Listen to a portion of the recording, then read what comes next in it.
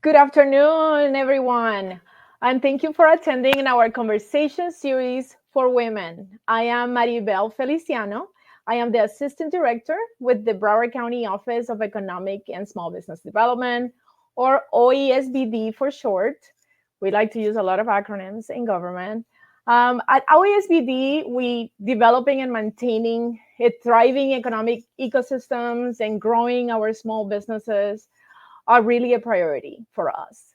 Our conversation series for women actually started back in 2021 after the pandemic because we kept hearing from our women entrepreneurs and women owned businesses that they are now returning to the workforce and they needed additional assistance, additional resources. So the conversation series started with many community partners to connect our community, our small business community, our women owned business community, and our entrepreneurs to resources and opportunities.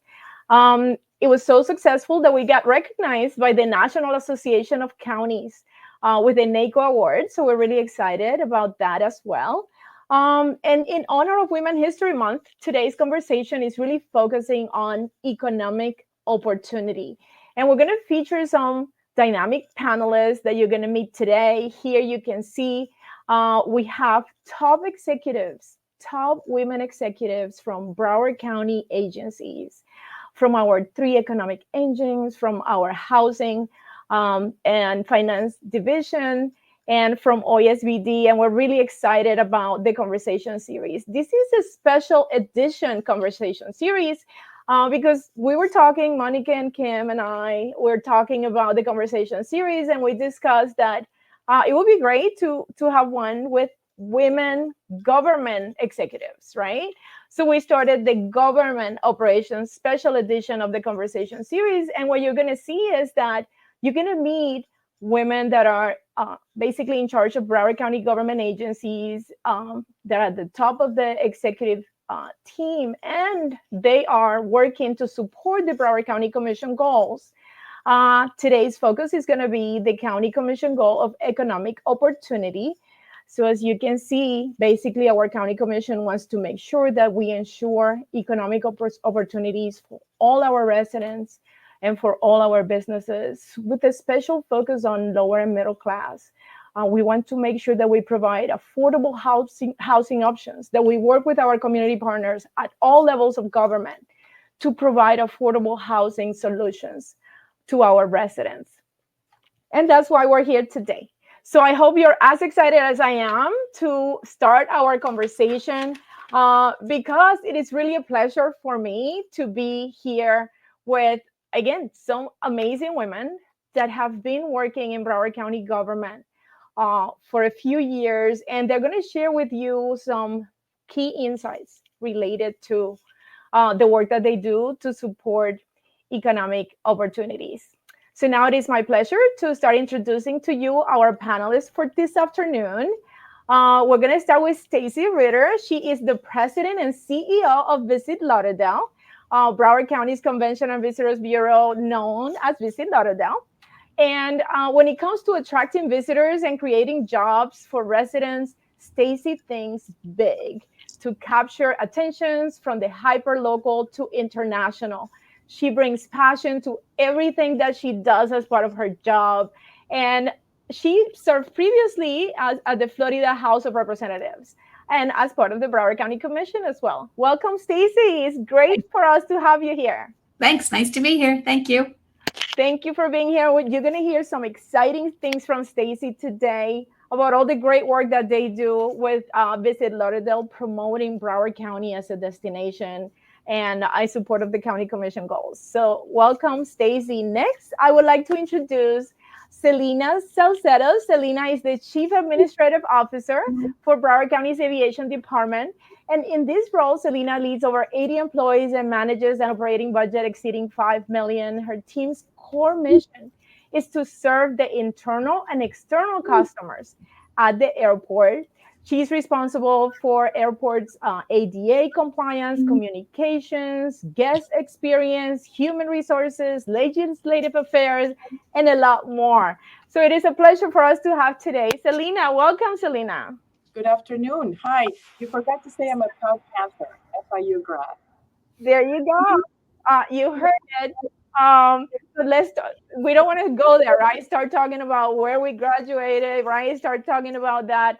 Why not? You right here. Welcome so much, Selena, for being here. We're really excited about today's conversation. Um, Now I'm going to introduce, I mentioned we're going to have the economic engine. So we have our top three economic engines today. And next, we're going to invite Ellen Kennedy. She's the Director of External Affairs and Marketing for Broward County's Port Everglades. She has worked to promote business development, strengthen community relationships, and build an international reputation for South Florida Seaport since 2000. Uh, Ellen leads a talented staff of cruise service and communications professionals, and she oversees marketing and customer relations for the port, and a lot more. So welcome, Ellen. It's a pleasure to have you here. Thank you very much. And Maribel, I do have to say go Gators Because we're in the Sweet 16. Game's Thursday night. Yes, we have a very diverse crowd today. Love it, love it. Next, I'm going to introduce Susan Fejes. She's the Assistant Director of the Housing and Community Redevelopment Division, responsible for managing the day-to-day operations of the Housing Division. And that includes home improvement investment programs, community redevelopment grants, emergency solutions grant, Broward County Housing Finance Authority, and other programs as part of the Housing Division. And she's going to be sharing with us today some really important information related to affordable housing programs in the county. Welcome, Sue. It's a pleasure to have you. Thank you very much. It's a pleasure to be here this afternoon. Also, I'm sorry, you opened the door. I just have to mention, I went to the University of Michigan, and they are also in the Sweet 16. Okay, very good. So I know our director will be really happy to hear that. So basically, we're really excited to have all of you today. I'm Maribel Feliciano with the Office of Economic and Small Business, and I'm responsible for managing the day-to-day operations here in the office, and that includes small business certification and compliance, economic development, apprenticeship, international trade, business development, communications and outreach, and more recently supporting our film commission, Film Lauderdale. So that's what we do here in OESBD. So we want to tell our audience, thank you for joining us today. We want you to type your questions on the chat because we're going to address all your questions at the end of the conversation. But we want to go ahead and get started with our conversation for today. And I'm going to open it to all of you. Basically, why is affording economic opportunities for our residents and businesses relevant and important for you, for each one of you individually? Who would like to start? Stacy? Why do I? Well, I mean, economic development is important for a growing and evolving community, which is clearly what Broward County is. I've lived here for 50 years. I've seen tremendous growth and tremendous opportunities available because of that growth. And, at Visit Lauderdale, one of the things we do best is keep people employed. 10% of Broward County residents work either directly or indirectly in hospitality, which is a pretty large workforce here in Broward. So that's almost 200,000 people, which work either directly or indirectly in tourism, who are able to, because of the opportunities that we provide them in hospitality, they're able to feed their families, they're able to pay their bills, they're able to pay their rent. Those kinds of opportunities, which allow for work, provide dignity for people, a reason to get out of bed, a reason to face the day and know that at the end of the day, you've done something really great and that you can put food on the table for our family, for our Broward families. So, the larger the community is, and we are an incredibly large community here in Broward, the second largest county in the state of Florida, provides even more opportunities. And when you look around and you see all the growth and all the development and all the evolution of this destination from what was once a very sleepy, beach-oriented destination to one that is thriving and cosmopolitan and metropolitan and sophisticated, it just provides that many more opportunities, which is a good thing for Broward residents.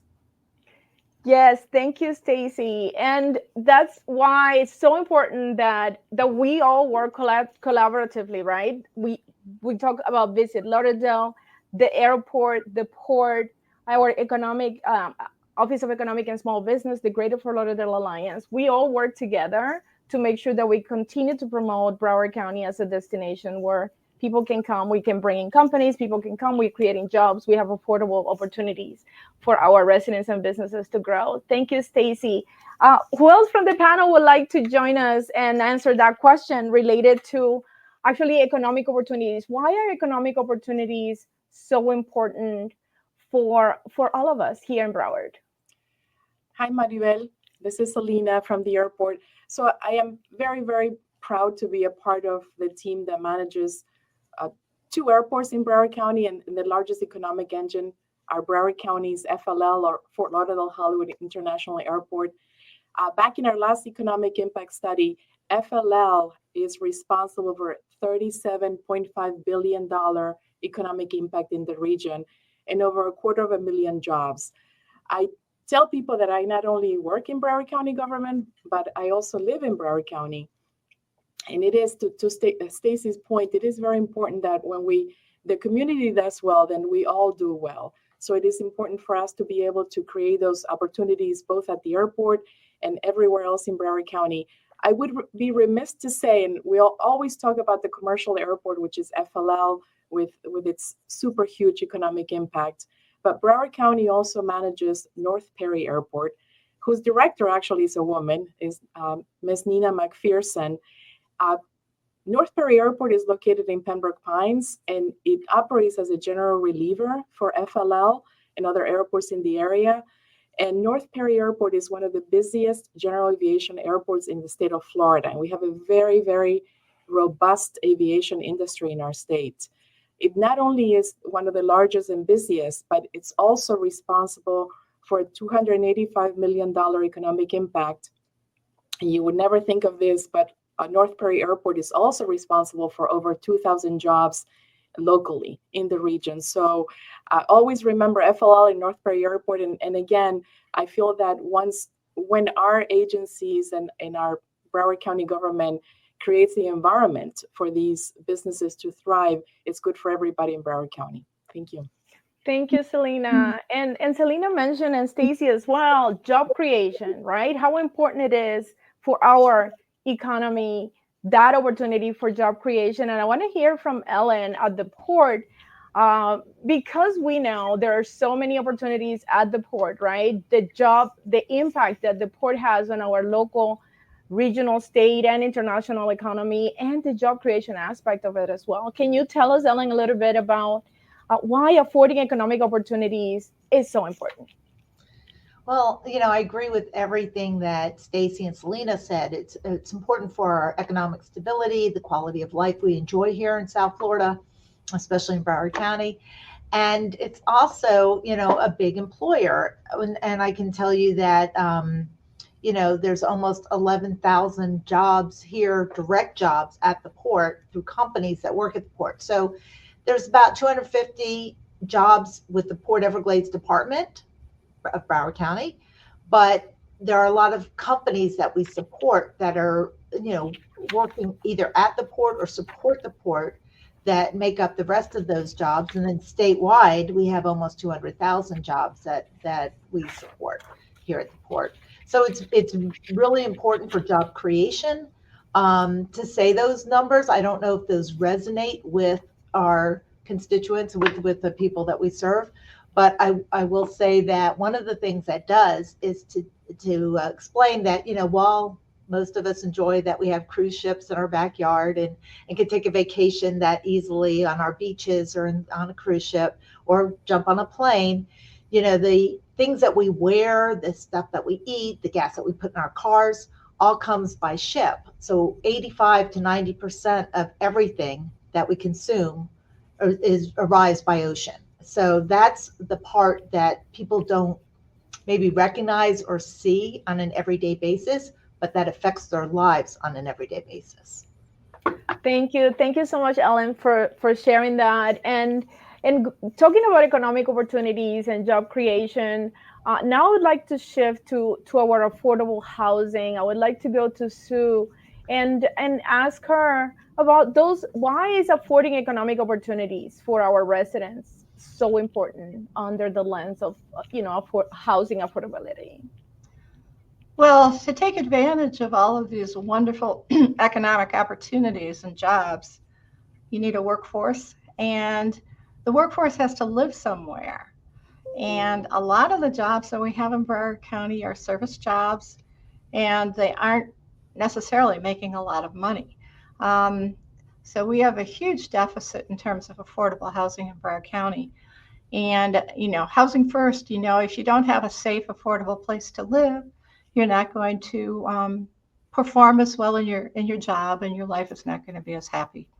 So what our office does is try to advance affordable housing in a number of ways. Right now, Broward County has a 74,000 deficit in terms of rental housing for lower income people. So we're doing everything in our in our power to try to create as many new rental units as we can, and also to make sure that the current units that we have, are up to standard and that they're safe and affordable for people to live in. We have a variety of ways to do that. We have different programs. Our Housing Finance Authority issues bonds to do that. And also the Board of County Commissioners has presented us with a significant subsidy to try and bring development to town. Our office also not only does rental, but we also do, home ownership assistance too, to assist with wealth building and trying to get first-time home buyers into their first homes, which is nearly impossible in Broward County if you don't have a down payment, and we can assist people with that. So we continue to try and help in terms of trying to create the base, because if we don't have the base of people living in safe, affordable housing, they're either going to go somewhere else, or they're not going to be able to perform as well as they should. We have significant numbers of people that are leaving Broward County because of the cost of housing. So it's something that doesn't match in Broward. We have people that are the problem in Broward is that the wages are low, but the housing cost is high. It's one of the worst in the country in terms of that relationship between wages and cost. So Broward County and the Board of County Commissioners are doing their best to try to make a difference and create a situation where everyone in Broward County can live in safe and affordable housing.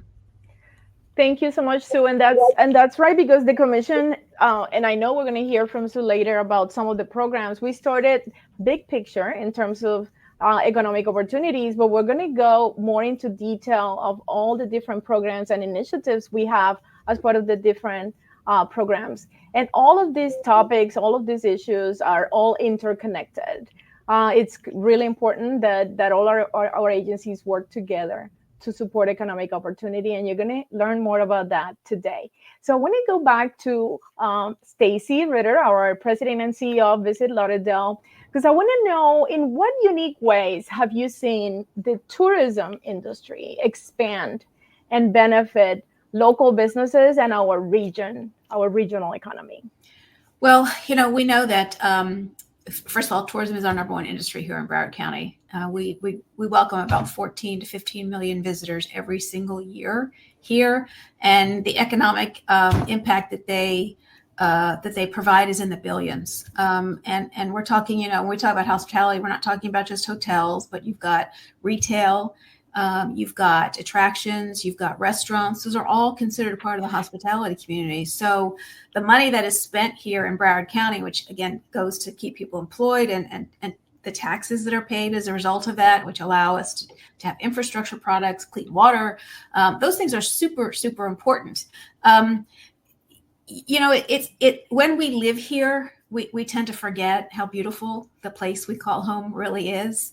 It's almost as if when we drive around Broward County, and I live in East Fort Lauderdale, only about a half a mile from the beach. And when I drive the beach, I'm often so involved in whatever it is I'm thinking or where I'm going that I don't even look anymore to see how beautiful the place that we call home really is. And it's not just the east side, it's the west side with the Everglades and what Florida used to be before development started, and all the amazing things that you can see in between here. So there's so much about tourism that quite frankly, most residents don't even think about. In fact, if most residents think about tourism, it may be a negative connotation because look, we all understand that in the wintertime, which is our busy season, it can be difficult to get into our favorite restaurant. It can be difficult to find a parking spot. But remember that those people who come here, who visit, who do see the beauty of where we live every single day and appreciate it, spend all that money, which allows us to have the quality of life that we do have here in Broward County. And while clearly we have some deficiencies, specifically as it relates to housing and wages, the truth of the matter is we do live in paradise. I was in New York over the weekend and I was wearing boots and a sweater. And then I come home and I get to wear a sleeveless dress and walk around in flip-flops or sandals. So I guess I've gone really far afield of what the question was. So tell me specifically again. So basically, because you have been working first as part of the county commission, right? Mm-hmm. And now as the CEO of Visit Lauderdale, what have you seen in the tourism industry over the last few years? What changes? How the industry have changed over time? Well, as I said earlier, I've been here for 50 years. So when I moved here in 1974, December 31st, 1974, the gourmet meal was considered chicken fingers or a hot dog. So if you just take a look at that one aspect, the culinary aspect of how far we've come as a destination in the past 20 years. Michelin was here this past fall and winter, reviewing our restaurants to see if any of them will be noteworthy for a star or for an honorable mention when they announce their Michelin guide for the coming year in April in Orlando, just a couple of weeks from now. That would never have happened without the international influx that we've had. Broward County is a community of immigrants, which we welcome. And the fabric of the different cultures that are provided because of that have created the most beautiful tapestry here in Broward County. So just from that, you can eat around the world here in Broward County. You never have to leave the confines of your own neighborhood. And that's just one aspect. When I came of age during the height of spring break, and we would cram 10 kids in a hotel room on the beach, a mom and pop, $50 a night, we would trash the place. I mean, it was horrible fun because we were 20, but it was destructive and it was dangerous. Now I take a look at the places where those little mom and pops were, and there's a Ritz-Carlton and a Four Seasons and a W. That's because of the number of people who have come here, and they've elevated the experience of the destination to become an upscale luxury destination, which we have never been. That's different. If you take a look at Las Olas Boulevard, which is probably the premier street in Broward County, the number of restaurants, retail, and other attractions that have landed on Las Olas because of how we've grown, and the not just the visitor community, but the resident community as well, and how appreciative they are of all the different things there are to do here, and how you can eat around the world, stay at a luxury hotel, find an attraction, whether it's the Everglades is probably the number one attraction here, but the number two attraction in the whole state of Florida for tourists is Sawgrass Mills. So that is an adventure. You can spend an entire day or more out there. Those kinds of things have changed this destination to become one where we now go after the luxury traveler, the high household income spender who spends more money here. And the more money that is spent here in our community in Broward County, the more money goes into the pockets of the people who work here in Broward County to make this county what it has become in 2025. Yes, and Stacey, during your time at Visit Lauderdale, we know you have implemented many programs in collaboration with your team. Can you tell us the one program that is special to you, that you're the proudest of? Well, that's like trying to pick your favorite child. I know, right? So, we have done, it'll be 9 years in June since I took over the helm at Visit Lauderdale. We've done a lot of great projects. We did the Rose Parade 2 years ago, which was really, really fabulous. I mean, we went out to California, to Pasadena, and we provided a float that was full of inclusivity and full of welcome. We brought the warmth of sunny Fort Lauderdale, greater Fort Lauderdale to Southern California, to showcase that we are an inclusive destination, and we believe that is our strength. So, but we took over the Sphere in Vegas in October with a Visit Lauderdale message for 5 days. But I think that I'm most proud of rebranding the destination. When I got here in 2016, that we were called the Greater Fort Lauderdale Convention and Visitors Bureau, which is a mouthful. And our tagline was Hello Sunny. And I always felt that Hello Sunny didn't really speak to us and who we are, because there are lots of places that are sunny. And GFLCVB, that acronym, when you Greater Fort Lauderdale Convention and Visitors Bureau was just too many words. So we changed. We did a whole bunch of focus grouping. We did international focus groups as well as domestic focus groups, and they landed on the word Lauderdale as the one that was most familiar to them if they weren't from here. So we rebranded the name of the agency to Visit Lauderdale, because you want a call to action. So we want people to know they need to come here. So the visit is the reason for that. And then the most familiar name to them was Lauderdale. So we shortened the name of it. It's easier to say, but we also rebranded. And when we looked around and we saw what we thought were our biggest strengths here, we feel it's the people who live in Broward County. The 2 million people, 170 nations, speaking 148 languages, represented by the almost 2 million people who live in Broward County. We are everyone under the sun. But we also welcome everyone under the sun. And of course, the sun shines here 300 days out of the year. So 3,000 hours of sunshine on average, 80-degree average temperature. So we rebranded the tagline to be Everyone Under the Sun, which we know speaks to the people who come here. We are an international destination. People from all over the world come to experience what we know we have here in Greater Fort Lauderdale. But we thought, more importantly, because our residents are our greatest stakeholders, more importantly, everyone under the sun lives here. And we live here in peace and in harmony. Everybody respects everybody else. There's no division. There's no divisiveness. Everybody accepts everybody for who they are. Everybody welcomes everybody for who they are. We have Wilton Manors has the largest per capita same-sex couples in the nation here. And in an age and a time when Florida has not become particularly known for being welcoming and inclusive, we felt that we needed to double down on that. So I think that's probably the thing I'm most proud of doing. Took a long time. Like 4 years to get it done, maybe 6 years to get it done, but we did it. And what's really rewarding is that when you're at the airport and you hear the mayor and the mayor's message, he uses the tagline, Everyone Under the Sun. Maribel, your agency has used the tagline, Everyone Under the Sun. The Seaport has used the tagline, Everyone Under the Sun, and it feels that it's something that the entire county has bought into, county government structure, which is very, very rewarding. And Stacey, I am so glad you ended with Everyone Under the Sun, because it's timeless, it's so relevant, right? I mean, with everything that's happening, it's so important that we continue to support each other, right? Our visitors, our residents, everybody that comes to Broward, and that we continue to celebrate the diversity that we have in our county, being one of the most diverse counties in the state. So Thank you for sharing. I know it's hard to pick one, but you share a few. Yes. So thank you for doing that. I'm just saying that we don't intend to shy away from the word diversity. It's not a bad word, and it shouldn't be treated as such. And we're going to continue to lean into the things that we think are our greatest strengths. Yes, and we will continue to use your tagline, Everyone Under the Sun.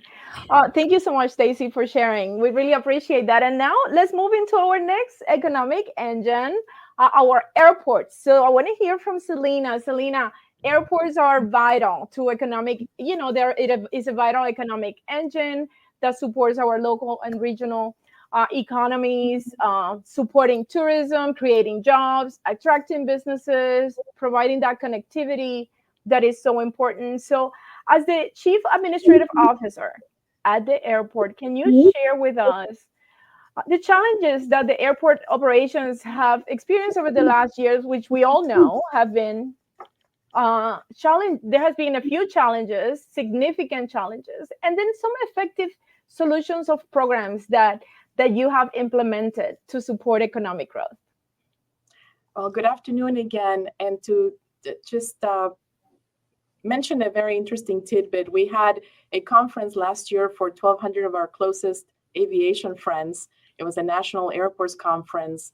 And we pitched the idea of doing something with Under the Sun, or Everyone Under the Sun, for all the attendees. And the national committee picked airports for everyone under the sun. And I think I remember sharing it with Stacy, thinking that I was just so happy that they had picked that as a theme, and it resonated with everybody in the conference. And those were like at least 1,200 hotel room nights in Broward County. So it was all in all a great partnership. So I just wanted to make sure that everybody knew that we work very well together, especially between the enterprise agencies. And when it comes to everyone under the sun, we all like to promote that theme for Broward County. So talking about the aviation industries, it is extremely important for the United States of America and Florida, and then going down into Broward County. Everywhere you go in the USA, airports are economic engines that drive activity, businesses, sources of jobs in any community in the USA. The state of Florida has the distinction of being the only state in our country that has 4 large hub airports.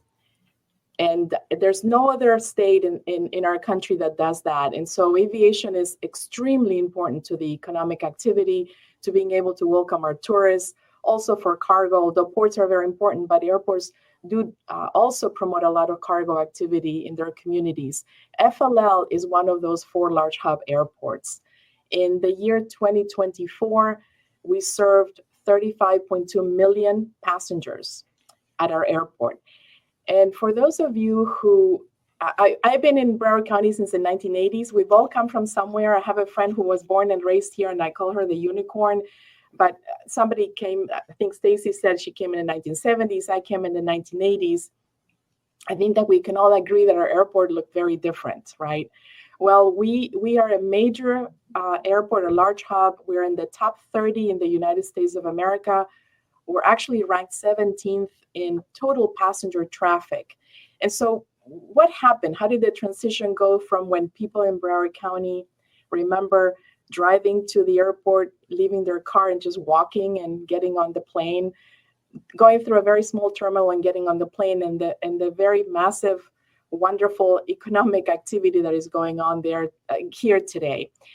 We think of airports as ecosystems. So whatever happens, everybody's impacted. Needless to say, the pandemic did provide a setback, I think, for everybody in many different ways. We're all very different people.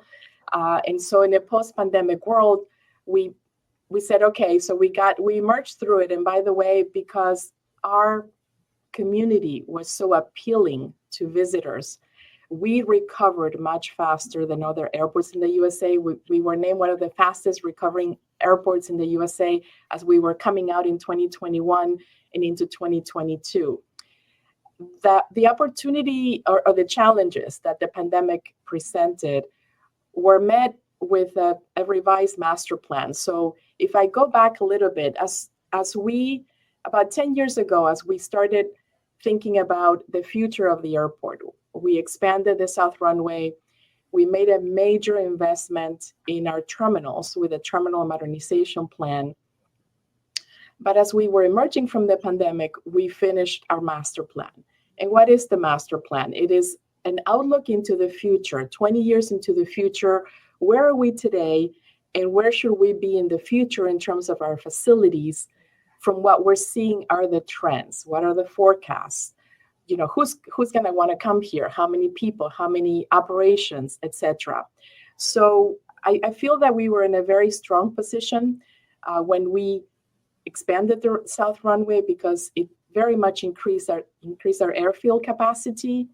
And then in tandem, we worked into modernizing our terminals, because airport guests today expect much more than just coming through a security checkpoint and getting on their flight, right? They want to have shops. They want to have many different options for restaurants. They want to have amenities that were not part of the experience before. So what did we do? Well, we expanded the runway and in our terminals. And when you look at an airport, there are 3 distinct areas. You have landside, you have the terminals, and you have airside. So we expanded the airside capacity. What did we do with landside and terminals? Which are the landside is truly the first impression that you get of an airport. Is you're driving right in, you either park or you get dropped off. You look at the roadways, the configuration of the airport. On the terminal side is where in my view, the rubber meets the road in terms of guest experience.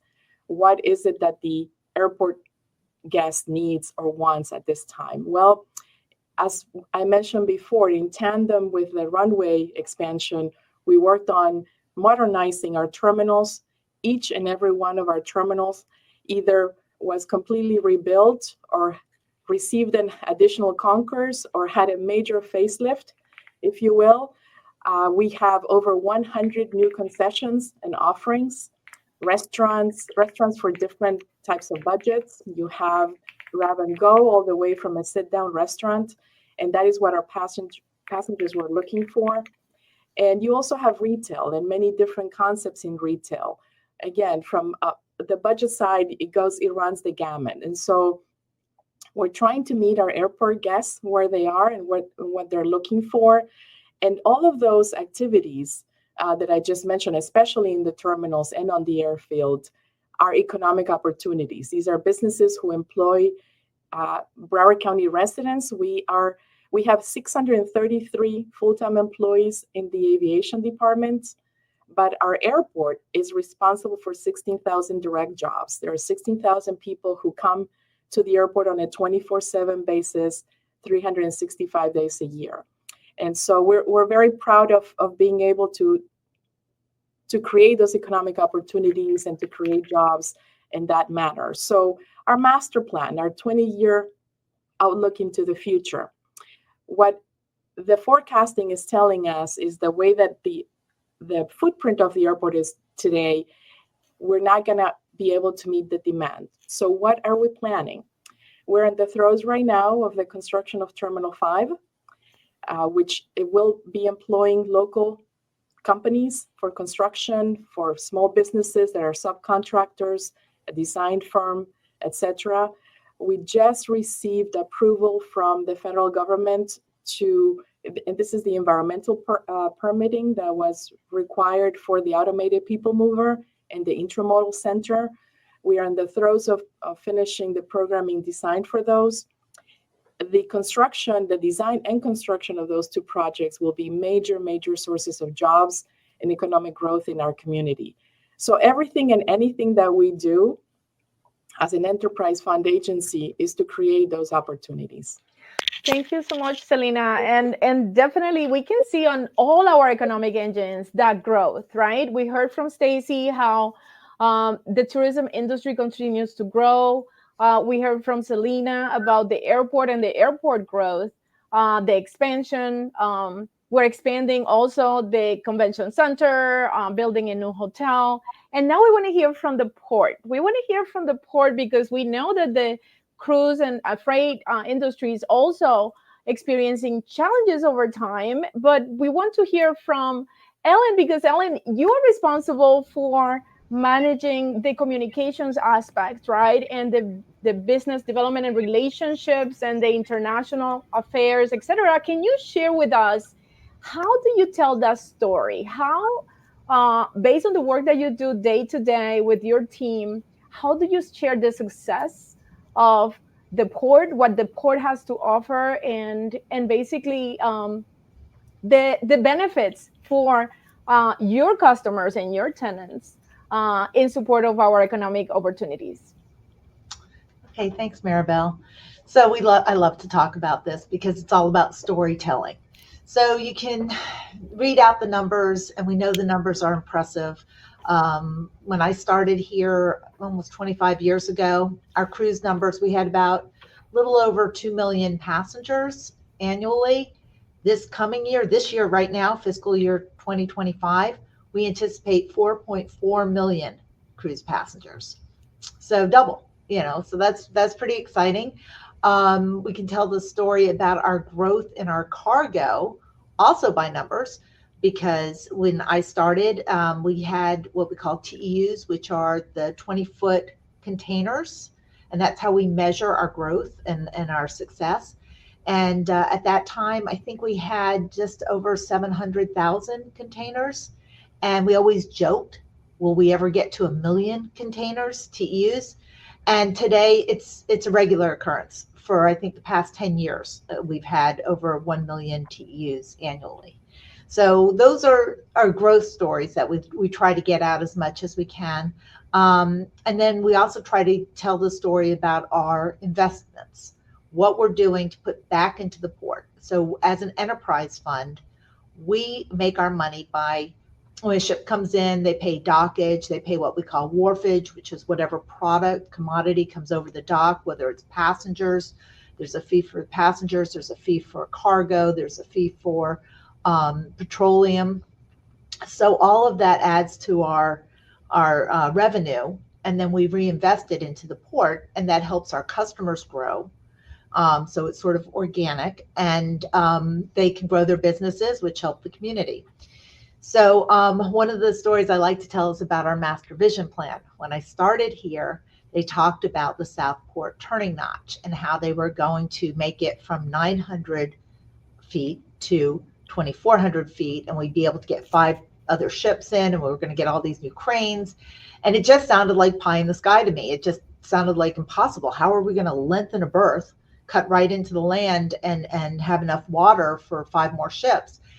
And today it's reality. It's there. And so it's fantastic. We're growing by leaps and bounds, as you say. And so how we tell that story has changed too over the years. When I started here, it was all about getting the TV cameras out to the port, except for a disaster. but we always tried to get the TV cameras out. We tried to get the Sun Sentinel to do stories. It was very important for us to be in the traditional media, and it still is. But we're using other means to tell our story, and that would be through social media. When we have a great team here in our external affairs department, division, office, and they tell the story through social media, different things, videos. We have little contests, tell us your story. We have cruise pro tips to try to get communications out to cruisers. We know that they enjoy going to our our platforms and commenting and sharing, and that's a lot of fun for us. So social media is very important to us for getting that message out, and we do it almost daily, at least once a day, and try to get some sort of message out. But we've matured into other ways of doing things, and that's through some of the tours and speaking engagements where we can tell our story. A very important way that we tell the story is to have people come to the port, where we start off our tours with who had a banana today, who's wearing sneakers, that came through ocean shipping. So that's a big way we tell our story, and it's an important message. Thank you so much, Ellen. And I'm always following you on social media, following the port, very active social media. And the tour, yes, that's part of our international conference. Last year, we had a tour of the port. So again, we really value that collaboration with your agency and love every time you share the different stories about the success of the port. Now I want to go to Sue because we want to ask her specifically about Broward County's efforts tackling affordable housing. Can you briefly share with us what is Broward County doing right now to, again, working with many organizations, right, to tackle affordable housing? Can you briefly share with us that information? Okay, yeah, I mentioned earlier the deficit we have in affordable housing, and our major need in Broward is for rental housing for lower income people. And we at the Housing Finance Authority, we issue bonds to do large developments.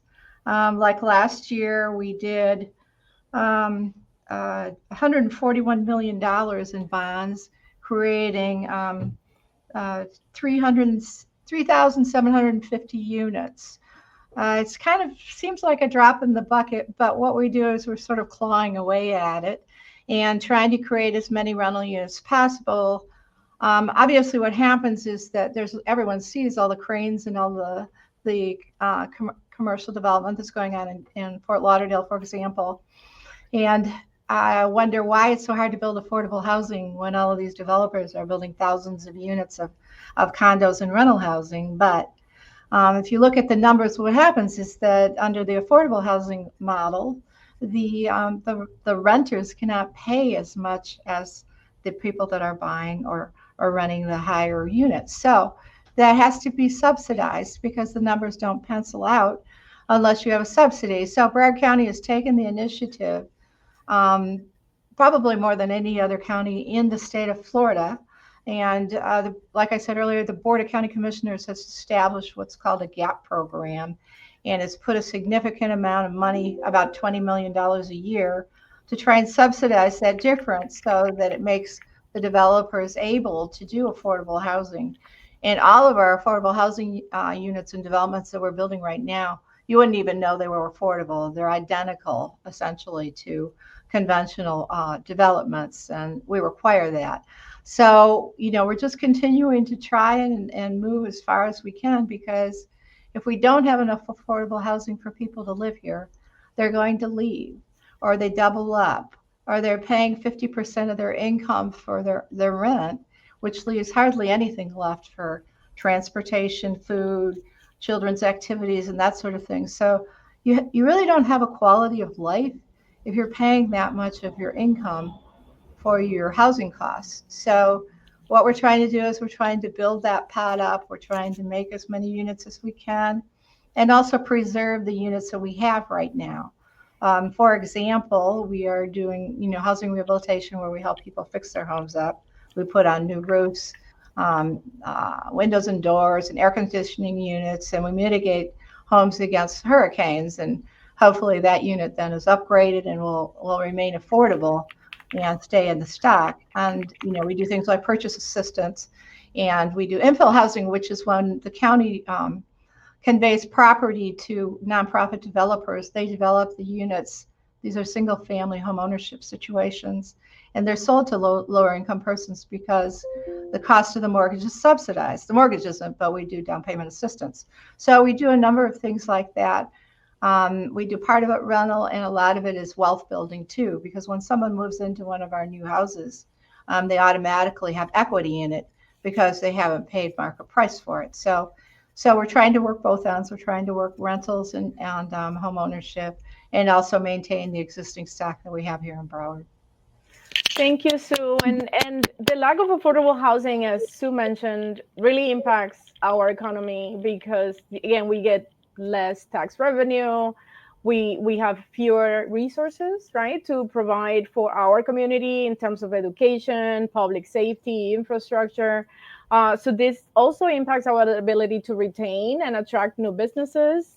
And as Sue mentioned, some people may opt to move to other locations that may be more affordable. So now I can talk a little bit about our office, the Broward County Office of Economic and Small Business Development. We work with local, state, federal agencies, with our cities, our chambers of commerce, to support our local businesses, to promote workforce development and economic development. We certify small businesses to do business with Broward County because our county commission have made it a priority that working with Broward County businesses, investing in our local small businesses is critical. More than almost 90% of Broward County businesses are small, 89.7% to be exact. So that means 20 employees or less for our small businesses. So we're talking about our economy is a small business-based economy, and that's why it's so important for us to continue to support our local small businesses.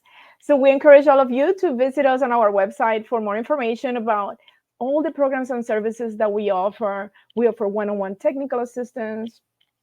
And what I like to say is we are here to support small businesses at all levels, all phases of their business growth. From a concept or an idea, we have entrepreneurship programs for our businesses, to when they're working to grow their business, to develop, to scale, all the way when you're ready to start exporting goods, materials, or services.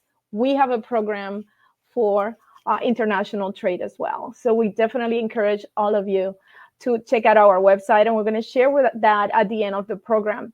Now I want to bring all our speakers back to our presentations, because now what we're going to do is we have a question, and actually the question I have for you is actually a question that one of our participants today was included as part of the chat. the questions that one of our participants have. But basically now I want to hear from all of you because we're celebrating Women History Month. And as women leaders, we know that your journey to executive leadership had ups and downs. So we basically want to hear from your personal experience, from your journey. What advice would you share with our audience today that will empower them to keep growing personally and professionally? Who would like to start? I'll start. Go ahead, Ellen. Okay, so my advice is to always be candid and ask questions. Don't be afraid to ask a question. So, you're in an environment where it might be new to you, or it's something that you have to tell the story. Ask the questions, get the details, learn everything you can so that you can retell and share that story. And also you might come across a nugget of information or a pearl of wisdom that you'll be able to use going forward. So just never be afraid to ask questions. Thank you, Ellen. Who else would like to share? I'll go. Hello. Oh no, go ahead, Selena. So we'll go Selena and then Stacy. Okay. Thank you, Stacy, and thank you, Maribel. A very wise lady way back in the day told me that change is constant and inevitable, but growth is optional. And it stuck with me, that phrase. I always remember that I want to be curious. So I encourage all of you to be curious, to be a constant learner, to try as many things as you can. It's always a good day when you learn something new. And to own your career, to take charge and take reins of your career, to look out for opportunities. And so just remember that you can grow any day, any time, and then change will always be there, but it's up to you to whether or not you want to grow. Stacy. Thanks. Well, I'm known as a little bit of a ball buster, so I have a bit of a different take on it. My advice is don't let anybody tell you when your turn is. You decide when your turn is. When I ran for the state house, everybody told me it wasn't my turn and to wait. And if I had listened to those people, I wouldn't be where I am today. And I didn't listen to them, and I won. And my career, 30 years now, has been something that I never thought that I would be able to have. I never thought I would have the kind of career trajectory that I've had because I didn't listen to the experts who told me that I needed to wait my turn. I decided when my turn is, and that would be my advice for women. You make it, win or lose, you make that decision. Make that decision, create your own space, right? And yes, and succeed at it. Okay, my word of advice is to build your own tribe of other women that are where you want to go. That's an advice that was provided to me years back when I started in the county as a college intern. Build your tribe, build those networks with mentors or sponsors that are where you want to be in the future. And do the same for others, right? Provide opportunities to other women to also grow professionally as part of the work that you do. Yes, Sue? I started maybe a little bit earlier than the rest of you guys, but when I started as an urban planner, I was the only female. All my meetings, everyone else was male. And they were all very encouraging, but I never had, like other women to deal, to sort of discuss situations with and all that. So whenever I had the opportunity to promote a woman, I would, giving everything equal, and I would try to, embellish their careers as well as mine. And also one other thing that I learned that may seem sort of like insignificant to some people, but manage your expectations too. When I started out, I always thought that everyone should have, the same ethics as I have, the same drive, the same everything. They don't. People are all different. And if you're going to be dealing with people in a management situation, you have to be able to, take them into consideration and honor where they're from and what they're doing and their issues. and don't expect everyone to act the same way that you do. So that was something that stuck with me. Thank you, thank you. And this conversation is being recorded so if you have friends that were not able to join us today, please share the information. We're going to be posting our conversation series for women on our YouTube channel because, as you can see, some really valuable information that we're sharing with all of you related to economic opportunity and related to how you can grow personally and professionally as a woman. We have a few minutes to address some of the questions from our audience. So I'm going to start with one of the questions. Let's start here with Maria.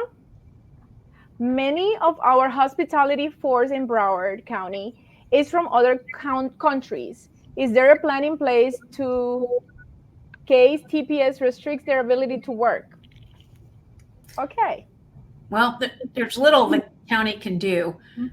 That's a federal issue, but I would encourage the private sector, because these are employees of private sector businesses like Hilton's and Marriott's. I would encourage them to lobby the federal government about TPS status and how it affects. One of the things that I've realized over a lengthy career is that unintended consequences happen all the time, and there are so many workers in hospitality here who come from other countries who are here legally but temporarily, whether it's an HB1 visa or whatever it is. They're working in the hospitality. They are the back. You cannot go into a restaurant or hotel in Broward County without hearing an accent.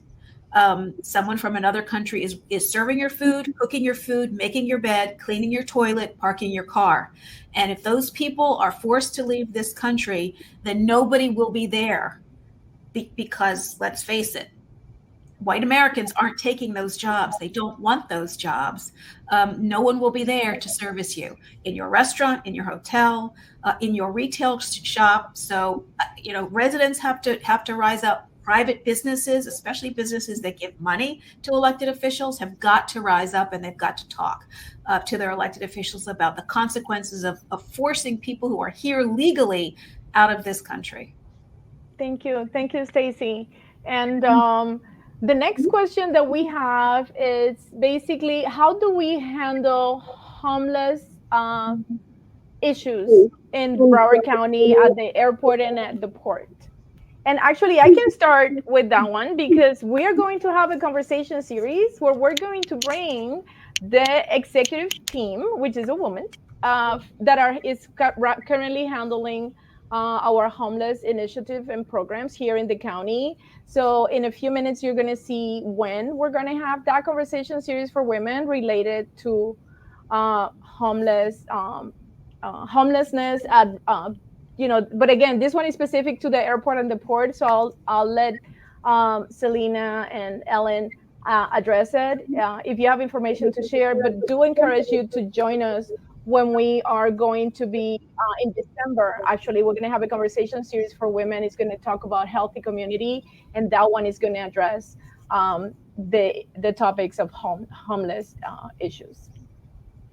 So the FLL airport is not the anomaly. I think that we realize that homelessness and unhoused individuals is an intractable challenge that affects communities throughout the United States of America, and airports are not an exception. About 2 years ago, some of the team members here at Aviation attended a national aviation conference in which it was the very first time that there was a panel put together solely to address and share best practices for airports addressing homelessness at their facilities. So FLL is not the exception. It is something that is happening. If you live in Broward County, you know that it is a challenging, intractable issue that we need to treat with compassion and with care. About 2 years ago, the airport reached out to the Broward County's Human Services Department. We have a partnership with our Broward County Human Services Department subject matter experts. I always tell people we're public administrators and aviation professionals. We're not social workers, so we need subject matter experts to be able to address unhoused individuals who come to the airport. Unlike the port, and I don't want to speak too much about the port, the airport has a public bus route that is the primary access for unhoused individuals to come to the airport. They want a hot meal, they want a safe place to sleep, they want to be able to charge their phones, etc. We have operated with compassion by funding services that are exclusive to the airport, and outreach services are provided in the form of 2 nonprofit organizations who come to the airport to address those individuals. The ongoing mantra is the airport is not a shelter. And so it is not as I said, a challenge that we can solve overnight. Is intractable in our community, but the airport is making every effort to ensure that for those individuals who are coming to the airport who are unhoused, we have provided the outreach services in the form of these 2 nonprofit organizations who work not only with our county's Human Services Department, but also with our Broward Sheriff's Office. We all of us work in tandem to be able to address the challenge at the airport. The accessibility through a public bus route and the fact that the airport is a 24/7 facility, which does not close. It is not feasible for us to close. It's not like a library or anywhere else in Broward County. So we are trying to address it, as I said, with compassion, but also with the mantra that the airport is not a shelter, because it's a critical infrastructure, transportation facility. We are in the business of transporting people. So again, it gives me great, actually, I'm very proud that Broward County is so ahead of the curve, because when we sat down with these airports, we saw that we were way ahead of the kinds of things that we were providing and the kinds of tips and best practices that have been put in place in Broward County. Thank you, Selena. And we're getting close to the end, but I wanted to give an opportunity to Ellen to see if she wanted to add anything else. That's okay. I'll be really short. So the port has a very secure and enforced security perimeter. So it's not easy to get into the port without the proper credentials or fences everywhere. So we don't have the same problems as a 24/7 facility. We are a 24/7 facility, but you have to have the proper credentials to get in. So. Thank you so much, Ellen. And there's more questions. We had a very successful conversation, so there's a lot of questions from our audience, but unfortunately we're not going to have time to address all of them. But I wanted to take this opportunity to thank all of you for joining us today and sharing valuable information about the work that you do day to day to support economic opportunity in Broward County. We really admire the amazing work that you do daily, your journey as a executive in the county, and we wish you all a lot of success. Thank you so much for being with us today. I really appreciate, again, everything that you did to support our conversation. And we had a great conversation, right? Thank you. Excellent conversation. Thank you, all of you. Now I have a few announcements that I would like to share with all of you. Basically, coming soon, you will be able to see the next conversation series that we're going to have here in Broward County. June is going to be connected and resilient community. That is the next commission goal that we're going to be addressing. So that's going to be June 2025. Stay tuned for more information. We're going to bring top executive women from Broward County government, directors and assistant directors that are responsible for supporting transportation, climate resiliency, and more. September, we want you to join us. This is going to be a really special one. It's accountable government. So we're going to have the 3 county commissioners that are women are going to be joining us in September. And this panel is going to be moderated by our county administrator, Juanica Cepero. So stay tuned for more information on that date. And then in December, we're going to have Healthy Community. That's what we're going to talk about. Everything that we do related to health services, human services, etc. Also, we would like to encourage you to stay connected with us here in OASBD. The next slide, you'll be able to see where do you need to go. If you scan the QR code, you can go to all our OSBD social media and subscribe to our Business Assistants Weekly newsletter for special announcements. You'll be able to see very soon the next conversation series, which is happening in a few months. But we have events on a weekly basis that either OSBD is hosting or that we're attending in support of economic opportunity for our residents and businesses. So we definitely want to encourage all of you to follow us on social media. Again, thank you to everybody that participated in today's conversation. Thank you to our panelists. And remember, every collaboration begins with a conversation. So we will see you next time. Thank you for having us.